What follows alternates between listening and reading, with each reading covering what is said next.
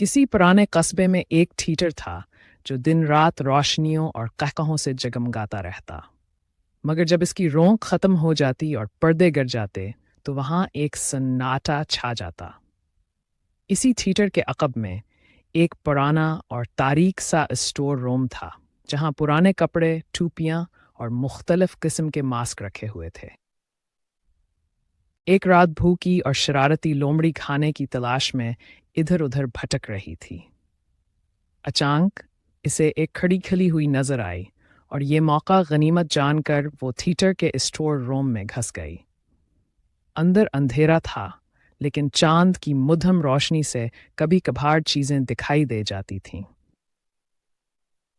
लोमड़ी आहिस्ता आहिस्ता आगे बढ़ी। अचानक इसकी नजर एक चमकते हुए चेहरे पर पड़ी। वो चेहरा बिल्कुल इंसानी लग रहा था। लोमड़ी का दिल धक से रह गया।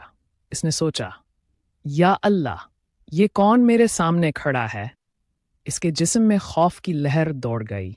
इसके कान खड़े हो गए और आंखें मजीद फैल गईं। लेकिन जैसे ही वो मजीद करीब पहुंची तो हकीकत सामने आई।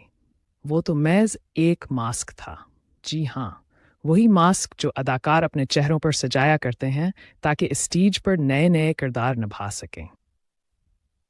लोमड़ी ने कुछ देर मास्क को गौर से देखा। वो नकाब इतना हसीन, इतना दिलकश था कि जैसे किसी शहजादे का चेहरा हो। लेकिन जब लोमड़ी ने उसको पलट कर देखा तो अंदर कुछ ना था, बस खालीपन, बिल्कुल खला। लोमड़ी ने कहका लगाया और कहा, ज़ाहिरी खूबसूरती तो तुम्हें बहुत मिली है, लेकिन अफसोस, दिमाग नहीं मिला। अगर अंदर से खाली हो तो बाहर की चमक दमक का कोई फायदा नहीं। ये कहकर लोमड़ी ने अपनी राह ली और अंधेरे में गायब हो गई। असल खूबसूरती चेहरे की नहीं, बल्कि दिमाग और दिल की रोशनी की होती है। जो अंदर से खाली हो, वो चाहे कितना ही हुसैन क्यों ना लगे, उसकी कोई वक़्त नहीं।